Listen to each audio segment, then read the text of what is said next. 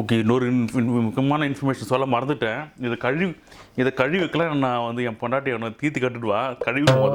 ஓகேங்களா?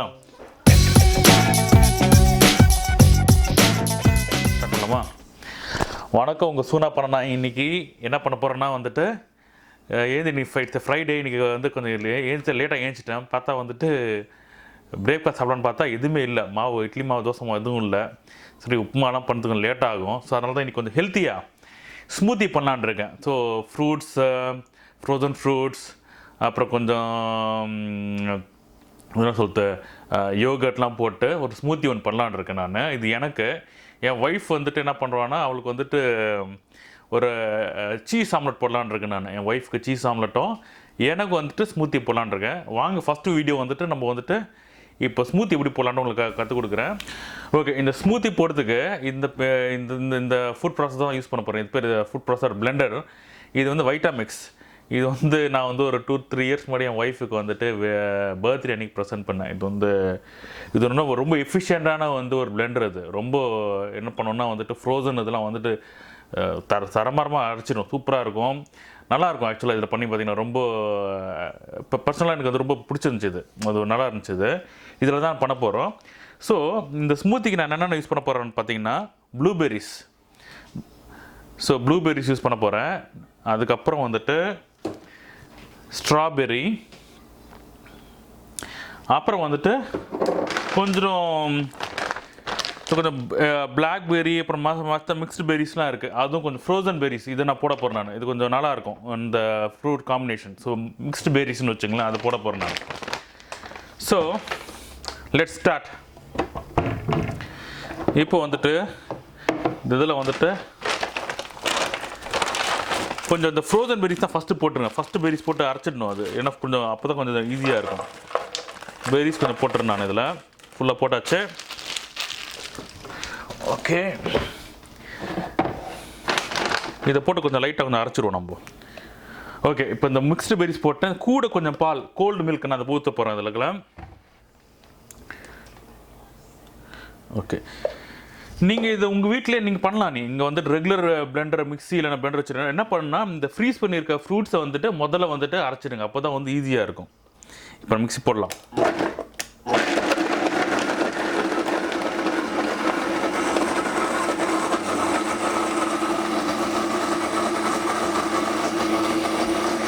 சூனா பானா எப்படி செய்யறான் பார்த்தீங்களா?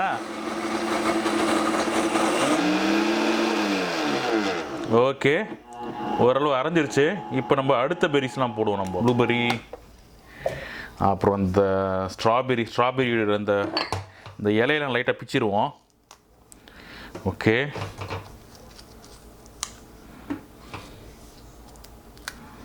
ஓகே பிச்சாச்சு. இது என் பொண்ணுக்கு இந்த பெர்ரிஸ்லாம் ரொம்ப பிடிக்கும். அதுக்காக போட்டிருக்கேன் நான். எனக்கும் என் பொண்ணுக்கு மட்டும் தான் அந்த ஸ்ட்ராபெர்ரி, என் ஒய்ஃப் கிடையாது. போட்டாச்சு, ஆன் பண்ணுவோம் திருப்பியும்.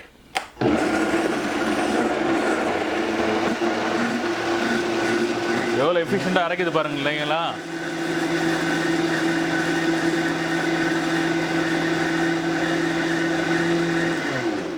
இதுக்கு நீங்கள் சுகரே போட தேவையில்லை. இந்த ஃப்ரூட்ஸில் வந்துட்டு நல்ல ஸ்வீட் டேஸ்ட் இருக்கும்.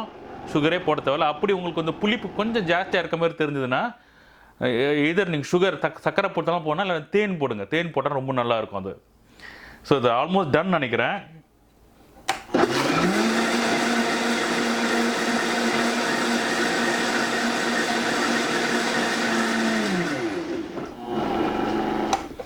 ஓகே, திஸ் இஸ் டன் ஆயிடுச்சு. இப்போ நம்ம இதை வந்துட்டு ஒரு கிளாஸில் வந்து ட்ரான்ஸ்ஃபர் பண்ணுவோம். அதை நம்ம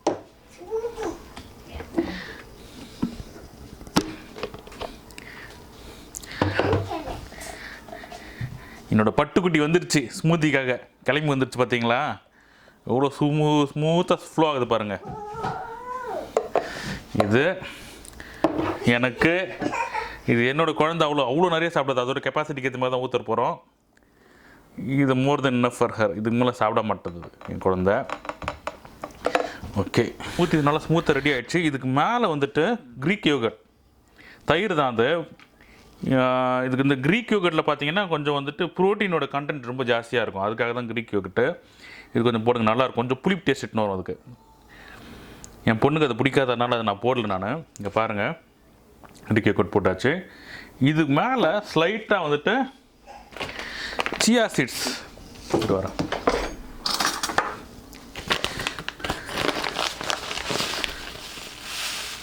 சியா சீட்ஸ், இதுதான் சியா சீட்ஸ். இது நீங்கள் டெஃபினட்டாக நீங்கள் பார்த்துறதுக்கு வாய்ப்பு இருக்குது. எப்படின்னா பார்த்தீங்கன்னா, நம்ம ஊரில் நன்னாரி சர்பத் குடிச்சிருக்கீங்களா, அந்த சர்பத் போடுறப்போ ஒரு சில கேரளா சைட்லாம் பார்த்தீங்கன்னா இந்த சியா சீட்ஸ் ஆக்சுவலாக போடுவாங்க, தண்ணியில் ஊற வச்சு போடுவாங்க. நல்ல அந்த இது மாதிரி இருக்கும் பார்த்தீங்கன்னா, அந்த ஜவ்வரிசி ஊர்னு அப்படி இருக்கும். அதே மாதிரி தான் வந்து சியா சீட்ஸ் இதை வந்துட்டு ஊற வச்சுட்டு போடுவாங்க. நான் அப்படியே மேலே போடுறேன். எனக்கு அது அந்த இது டேஸ்ட்டும் பிடிக்கும். எனக்கு சும்மா ஒரு அழகுக்காக அப்படி நல்லாயிருக்கும்.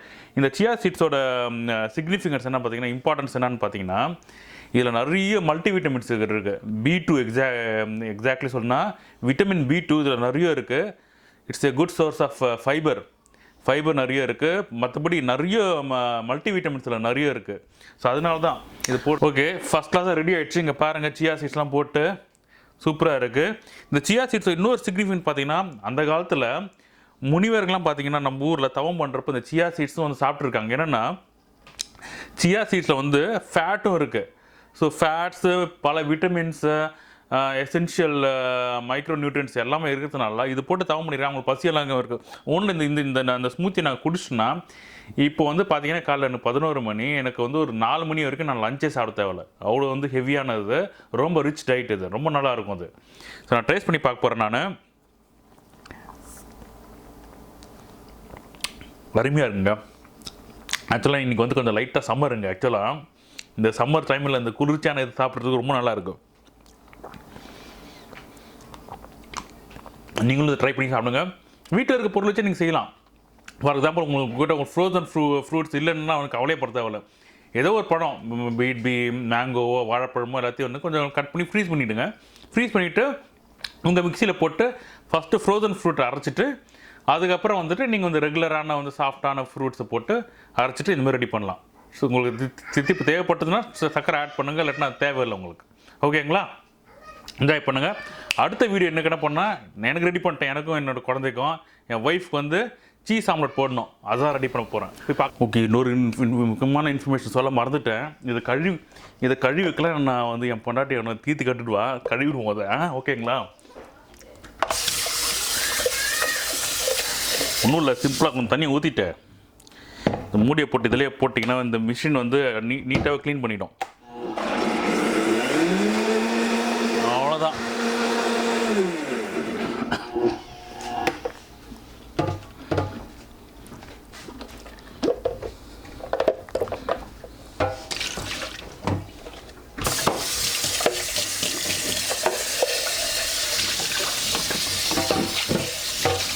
ஓகே, ஜார் கழுவியாச்சு, மூடியும் கழுவியாச்சு.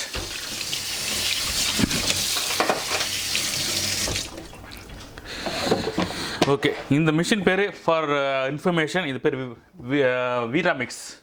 இது பேர் வீட்டாமிக்ஸ். ஓகேங்களா? எடுத்து ஓரம் வச்சுருவோம். அடுத்து ஆம்லெட் போட போகலாம் வாங்க. ஓகே, வந்துட்டு பார்த்தீங்கன்னா நேற்று நான் உங்கள் ஒரு ட்ரைவ் ஒன்று போனோம். அந்த கிராசரிலாம் வாங்க போகிற பார்த்தீங்கன்னா நல்ல என்ன சொல்கிறது, ஒரு ப்ளசண்ட்டான ஒரு ஆம்பியன்ஸ் இருந்துச்சு. ஒரு மாதிரி லைட்டாக வந்து மழை பெஞ்சு மேகமூட்டமாக. அப்போ வந்து நாங்கள் வந்து என்ன பண்ணோம், ஒரு க்ரீன் பெல்ட் ஏரியா, அதாவது ஃபாரஸ்ட் ஏரியா வழியாக போயிட்டு வந்தப்போ பார்த்தீங்கன்னா ரொம்ப நல்லா இருந்துச்சு. மழை பெஞ்சிருந்து என் ஒய்ஃப் வந்து ஷூட் பண்ணான். அப்புறம் வீட்டில் இருந்து ரொம்ப நல்லா இருந்துச்சு. அதுவும் அதில் நான் அதனால் என்ன பண்ணேன், சரி உங்களுக்கு வந்து டிஃப்ரெண்ட்டான ஒரு எக்ஸ்பீரியன்ஸ் இருக்குன்னு சொல்லிட்டு அதை நான் இந்த வீடியோட இன்க்ளூட் பண்ணியிருக்கேன். அதை போய் பார்த்துட்டு வாங்க. மீன் டைம் இந்த கல்லும் சூடாகிடும், பார்ப்போம் அதை. இப்போ நீங்கள் பார்த்துட்ருக்கிறது ஆன்டேரியோவில் இருக்கிற ஒரு க்ரீன் பெல்ட் ஏரியா.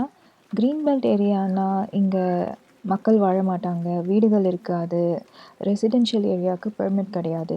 இது இந்த மாதிரி பசுமையாக இருக்கணும், நேச்சரை ப்ரிசர்வ் பண்ணுன்றதுக்காக தான் கவர்மெண்ட் இந்த மாதிரி ஏரியாஸ் வச்சுருக்காங்க.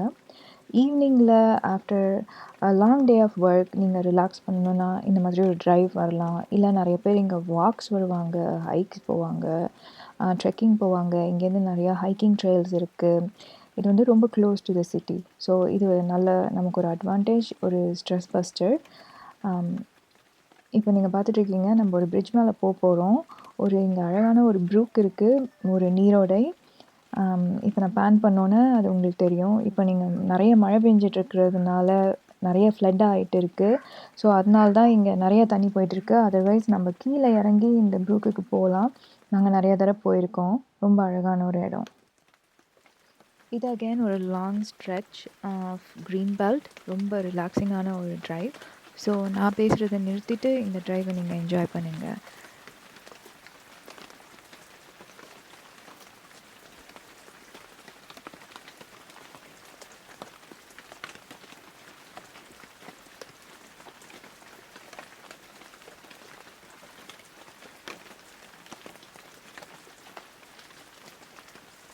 இப்போ பார்த்தீங்கன்னா மணி ஒரு 8, 8:30 மணி இருக்கும். சன் செட் ஆகிட்டு இருக்குது. அதான் இந்த பியூட்டிஃபுல்லான கோல்டன் லைட் சன்செட்டில் வருது, நீங்கள் பார்க்கலாம்.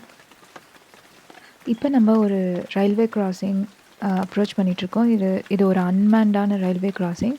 நீங்கள் பார்த்தீங்கன்னா அந்த red signal on and half போயிட்டு இருக்கு. அது ஒன்ஸ் க்ரீன் ஆனோன்னே நம்ம இங்கேருந்து மூவ் பண்ணலாம். இந்த ட்ரெயின் சிஸ்டம் பேர் விஆர் ரயில் சர்வீஸ். இது வந்து கனடாவோட பேசஞ்சர் ரயில் சர்வீஸ். இது வந்து எஸ்டாப்ளிஷ் பண்ணியிருக்க இயர் பார்த்தீங்கன்னா 1977. பார்த்துட்ருக்கிறது ஒரு குட்ஸ் ட்ரெயின். இப்படி தான் இங்கே கோஸ்ட் டு கோஸ்ட் குட்ஸ் எடுத்துகிட்டு போவாங்க.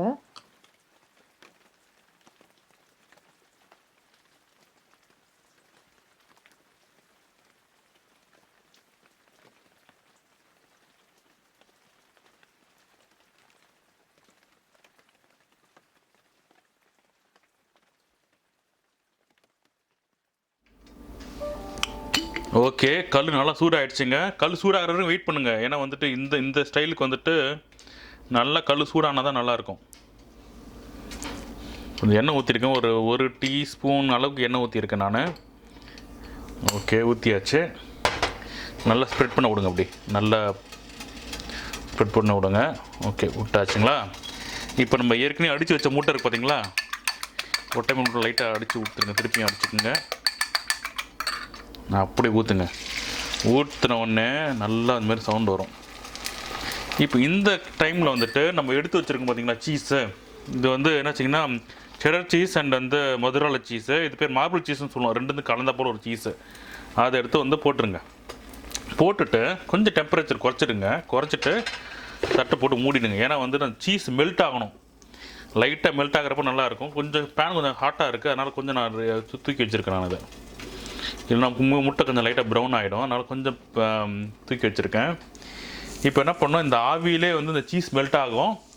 மெல்ட் ஆகிட்ட பிறகு நீங்கள் அப்படியே இந்த ஆம்லெட்டை வந்து பரட்ட தேவாது. பரட்டிங்கன்னா சீஸ்லாம் கீழே ஒட்டிக்கும். பரட்டாதீங்க. அப்படியே ஃபோல்ட் பண்ணி ப்ளேட் பண்ண வேண்டியதான். அதை நீங்கள் ஓகேண்ணா. முட்டை இப்போ நான் ஃபோல்ட் பண்ணியிருக்கேன் பாருங்கள். ஃபோல்ட் பண்ணி வச்சுருக்கேன். மூடி இருக்கட்டும். மூடி இருந்தால் தான் சீஸ் வந்து உருகும் ஆக்சுவலாக. அதே போல் வந்துட்டு நீங்கள் உப்பு போடுறப்போ வந்துட்டு கொஞ்சம் பார்த்து போடுங்க. ஏன்னா வந்து சீஸ்லேயும் கொஞ்சம் உப்பு இருக்கும். அதை நீங்கள் அதுக்கேற்ற மாதிரி தான் போடணும். இன்ஃபேக்ட் வந்துட்டு நீங்கள் உப்பு டேஸ்ட் பண்ணிக்கிட்ட போட்டு உப்பு கம்மியாக இருந்தீங்கன்னா கூட நீங்கள் மேலே குக்கான பிறகு மேலே தூவிக்கலாம். ஏன்னா உப்பு ரொம்ப ஜாஸ்தி ஆச்சுன்னா கறிக்க ஆரம்பிச்சுன்னா நல்லா இருக்காது. இது ஆல்மோஸ்ட் டன்னுங்க. பக்காவாகிடுச்சு. உங்களுக்கு ஒரு இது காட்ட பாருங்கள். சீஸ் மெல்ட் ஆகிருக்கு பாருங்கள். இங்கே சீஸ் மெல்ட் ஆகி வந்துட்டு பாருங்கள். இங்கே உங்களுக்கு தெரியும் பேனில் இங்கே சீஸ் மெல்ட் ஆகிருக்கு பார்த்தீங்களா? ஸோ ரொம்ப நல்லாயிருக்கும். நல்ல ஹெல்த்தியான இது. எக்கு வந்து ப்ரோட்டீன்னு, சீஸ் வந்து ஃபேட் அண்ட் ப்ரோட்டீன் இருக்குது. ரொம்ப ஹெல்த்தியான டிஷ் இது. நீங்கள் மார்னிங் இது சாப்பிட்டீங்கன்னா டெஃபினட்டாக உங்களுக்கு வந்துட்டு ஒரு மத்தியானம் வரைக்கும் தாங்கும். ஆக்சுவலாக நல்ல ஹெல்த்தியாக இருக்கும். இடையில் வந்து ஸ்நாக்ஸ் எதுவுமே சாப்பிடவே தேவையில்ல. இதுவே ரொம்ப ஹெவியாக இருக்கும். 2 முட்டை போட்டிருக்கோம். இப்போ வந்து அழகாக இதை வந்துட்டு நான் வந்து பிளேட் பண்ண போகிறேன். பாருங்கள், சென்டரில் வச்சுருங்க. கூட ஒன்றும் இல்லை. இதுக்கு வந்து நீங்கள் வந்து இதை வந்துட்டு கார்னிஷ் பண்ணுறதுக்கு வந்து ஏதாச்சும் வந்து க்ரீன்ஸ் வைக்கலாம். நீங்கள் இல்லை கொஞ்சம் ஆனியன் சைடில் வைக்கலாம்னு வைக்கலாம். அதெல்லாம் உங்களோட விஷுக்கு ஏற்ற மாதிரி நீங்கள் பண்ணிக்கலாம். நீங்கள் இப்போ வந்து நம்ம இதை வந்துட்டு எப்படி இருக்குன்னு சொல்லி டேஸ்ட் பண்ணுவோம். ஒய்ஃப் கொடுக்க முன்னாடி ஒரு டைம் டேஸ்ட் பண்ணிடுவோம். நம்ம நல்லா இல்லைன்னா துப்பி அனுப்பிச்சி விட்ருவோம். ஓகே, இப்போ நான் சீஸ் இருக்க படமாக பார்த்து ட்ரை பண்ணி பார்க்குறேன். சீஸ் எடுக்கிறப்பே பாருங்கள், அந்த இது நூல் மாதிரியே வருது பார்த்தீங்களா? சீஸு பீஸாவில் வந்துடும் பார்த்தீங்களா? அதே மாதிரி வருது பாருங்கள், நூல் மாதிரியே. ஓகே,